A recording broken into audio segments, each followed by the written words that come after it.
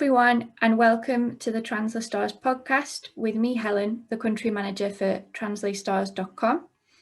Today, I'll be chatting to Dot Roberts about the importance of self-care for freelance linguists, and she'll be giving us an insight into her personal experience as a translator and a subtitler, as well as sharing some tips on how to ensure you're taking as good care of yourself as you do with your clients' texts. So, big welcome to Dot, and thanks so much for joining us today. Thank you, it's great to be here.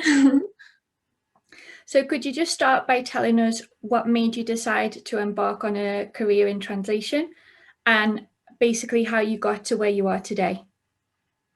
Okay, so basically I've kind of always just done the thing that I enjoyed the most, regardless of whether I was particularly good at it or not. So I kind of started learning German at school when I was about 12, and I just carried it on through school. I did an A-level in German, and it was my favourite subject. It wasn't my best subject, but it was my favourite. So I was like, I finished my A-levels, and I didn't really know what I wanted to do. So I worked as an au pair in Germany for a year, and I think that helped with my German skills.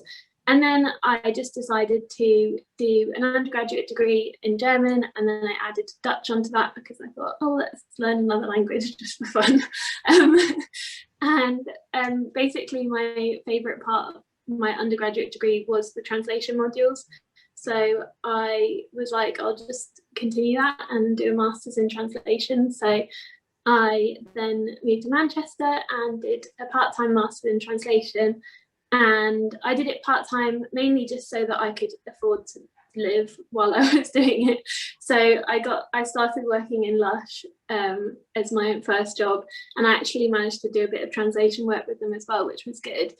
And then after doing that for about a year, I found some more like freelance translation work. So I kind of started as a freelance translator partway through my master's, and then just kind of carried that on and finished my master's and just like put all of my time into freelancing. And that's kind of, now I've been doing it for just over 2 years. So that's how I got where I am now. Okay, so were you basically, did you manage to get work experience while you were still studying? Yeah, so I somehow managed to get a client as a freelance translator.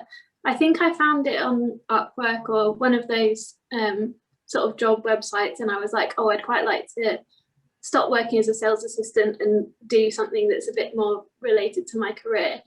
And I think I was quite lucky in getting that client while I didn't actually have the masters yet.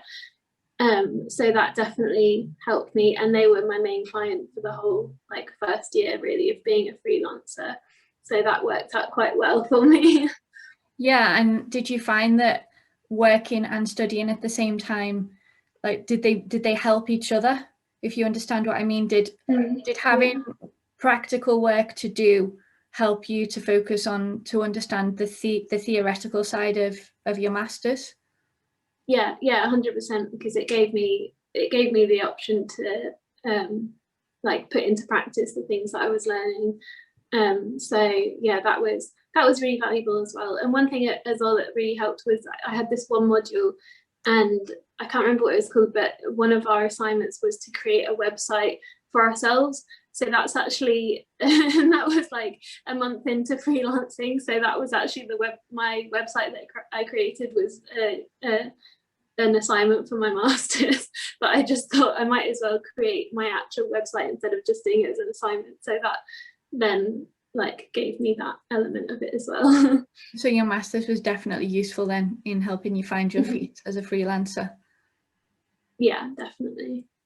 And did you ever think about applying for an in-house role, or did you know that you wanted to work for yourself from the start? I think if I hadn't have started freelancing alongside my master's, I might have considered an in-house role, but I didn't really, because I was already freelancing. It didn't and it was going quite well. When I finished my master's, it didn't really make sense for me to switch to in-house.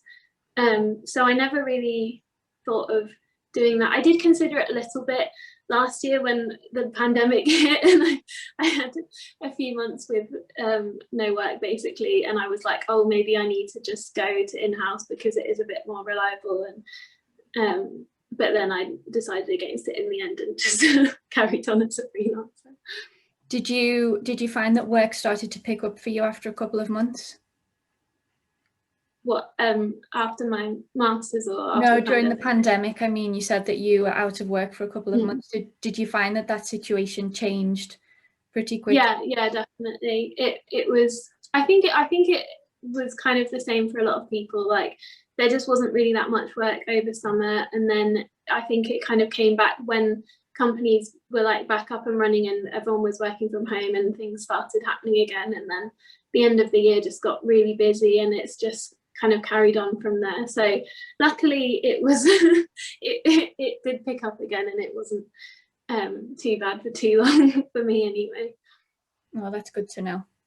So do you have any advice for people who are maybe finishing their undergraduate degree or finishing their master's degree, and they're wondering whether or not to go into freelancing or whether to opt for an in-house role? I would say think about what you really want to, like, I mean, I guess kind of think about what you want to do, because they're very different. I mean, advice for like things you can do, I would say start translating as early as you can, even if it's volunteer translation. Just start getting experience as early as you can, and then I guess just sort of have a think about what you want as an individual. Like, do you want to like run your own business? Because being a freelance translator, it is running your own business, and it is a massive commitment.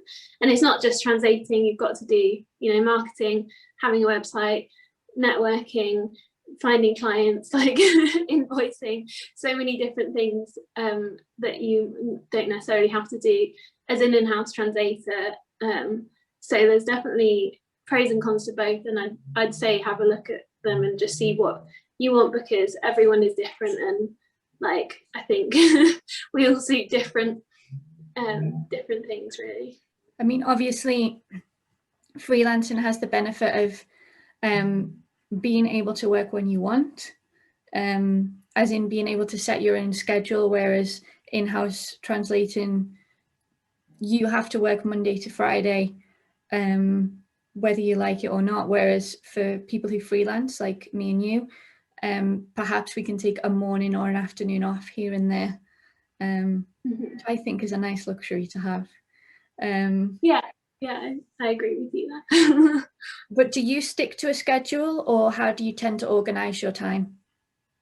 I try and have some sort of schedule. It's not always easy because I have a variety of clients, and I never know quite who's going to give me work and when. So it's kind of hard to plan things too far in advance. But as a sort of schedule, I try and I get up at the same time in the mornings, and I make sure I'm at my desk by about 9 o'clock, because that's what works for me. And then I start on whatever it is that I need to do that day. And I try and give myself an hour lunch break, and I usually do a bit of yoga in there as well. And then just kind of, then work the afternoon. So I do try and kind of stick to a 9 to 5, just because it makes the most sense for me. And even though I could kind of work whenever I want to work, my clients are generally working Monday to Friday 9 to 5, so it makes sense to be working when they're working and when they're sending me work and communicating with me. So I do sort of stick to that, like as an in-house translator would, I guess. Okay, but obviously there are times when maybe you have to work late into the evening, or maybe you have to work over a weekend to get a big project finished. So what do you like? Do you have a ritual that you do, or do you have something that you do in those kinds of circumstances to avoid burnout, or to make sure that you're taking good care of yourself? Yeah, so what I have actually quite recently figured out is when I actually can work the best, like what times of day I can concentrate the best at. And it's taken me a long time to figure out when I'm most productive.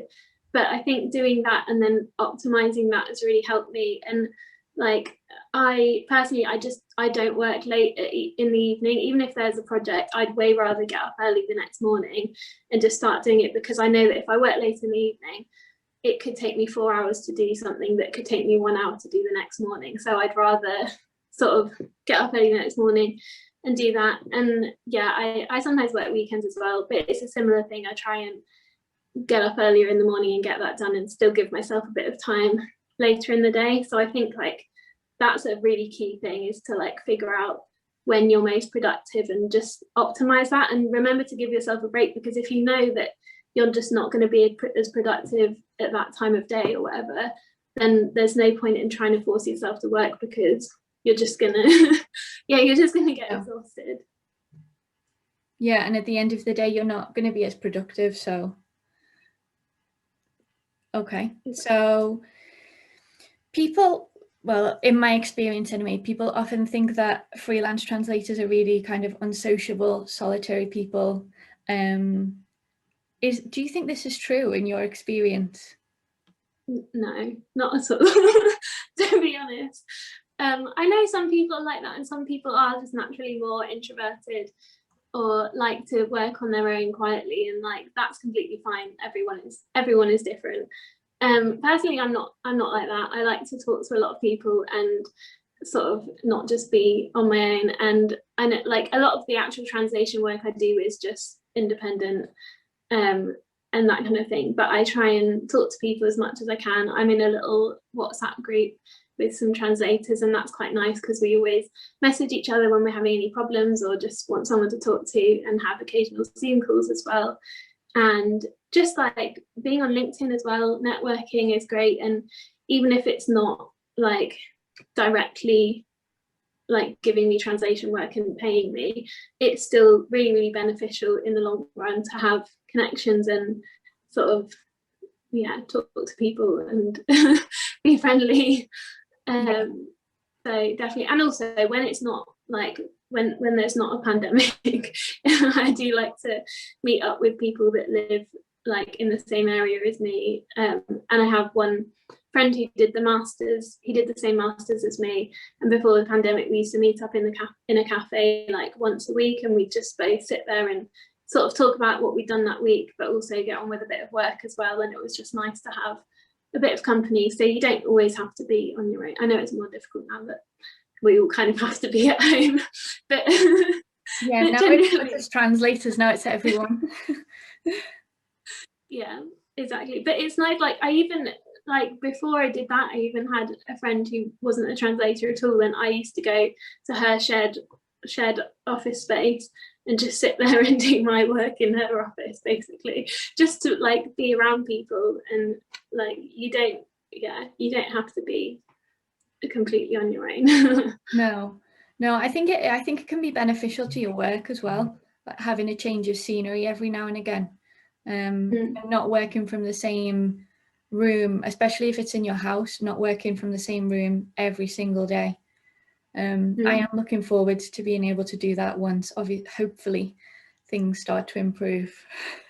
Yeah, that's the thing. And also I think it can help as well, because you can learn a lot from other people, like especially if they're translators, or even if they're not translators, in any sort of industry or business, like you can learn a lot from other people about how they work or like what they sort of do. And I think that can really help Definitely. I agree with you 100%. So do you have any productivity hacks that help you manage your time when you're particularly busy?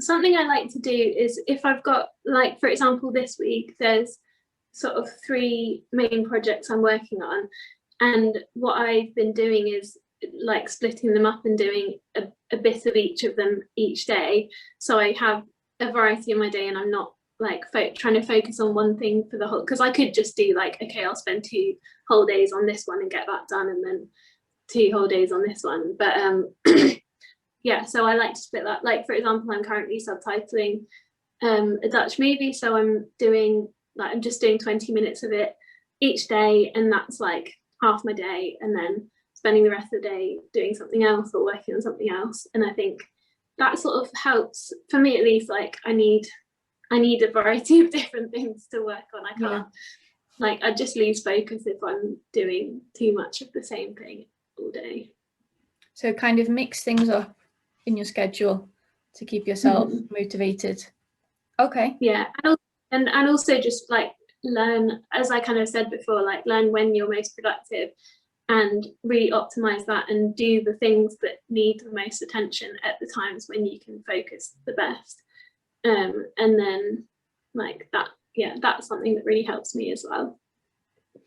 That's a really good piece of advice, because I think some people are just are very inclined to just work until everything's finished and everything's ticked off the to-do list, but in actual fact they could maybe get things done in less time if they looked at when they were most productive and perhaps give themselves a bit more free time. Yeah, and free time is so important. Like I'd rather like finish at 3 o'clock each day and have some free time than like work really late and take a Friday off or something. I'd rather just work for 5 days and spread it out, personally. Yeah. No, I think I'm pretty much the same. So what would your number one piece of advice for freelancers who are struggling to find time for themselves be? I think, like, well, first of all, like don't take on so much work that you can't have a break from it, because that's, especially at the beginning, I think it is hard to turn things down because you spend a lot of time looking for clients and looking for work. So as soon as it comes, I've definitely found it doesn't come evenly. Like you either have loads of work coming in or you have like nothing coming in.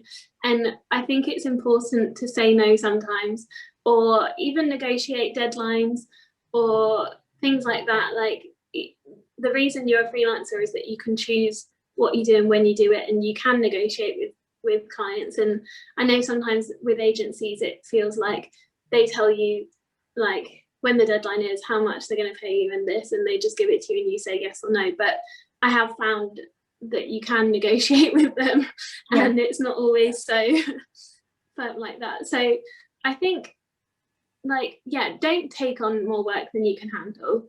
I mean, I guess a good thing to start with when you're starting out is sort of kind of tracking how long it takes you to do things, so that you can estimate how many words you can take in a day, or how many minutes if you're subtitling, and just make sure you give yourself breaks in between. And then like when you do have breaks, like get up from your computer and do something different, like, I don't know, do a bit of yoga, stretch, or go for a walk, or just something so that your mind is not constantly like on the project. Yeah, and also just work how you best work. Like don't feel like you have to be, because you see a lot of people are sort of people should like talk about what they do on LinkedIn, etc. And you might think, oh, it's not professional if I'm sitting on the sofa to work today, or that's not professional, or whatever. But like, I think just as long as you're being productive, it doesn't matter where you're working, what you're wearing, like how, like whether you have music on in the background or whatever. Like I think just do what works for you, and don't worry about like what seems professional, what other people are doing. I think that's really important, especially at the moment with us all being stuck at home. I mean, depending on where we are, some of us can get out and about more than others. But I mean, I think freelancers have to be kind to themselves right now, because, well, people working from home in general, because it's very hard to get up and sit at the same desk day in, day out. Mm-hmm. You know, some days maybe you do need to work from the sofa, like you said. Or I don't know, maybe you want to work from your bed. But if at the end of the day, garden. Yeah, if you're getting the work done, that's what matters. Yeah. So yeah, I think it's important not to take some people's advice on LinkedIn too much to heart, because think we have to be I mean, kind it's to nice. ourselves right now. Yeah, it's nice to see what everyone else is doing and what they're up to. And I share a lot on LinkedIn. I like to say what I'm doing, etc. But I think just don't feel like you have to be doing what everyone else is doing. Yeah, definitely 100% agree. Okay, Dot, well, thank you so much for your time today. You're welcome. It's been great to be here. Okay, thanks everyone. Bye.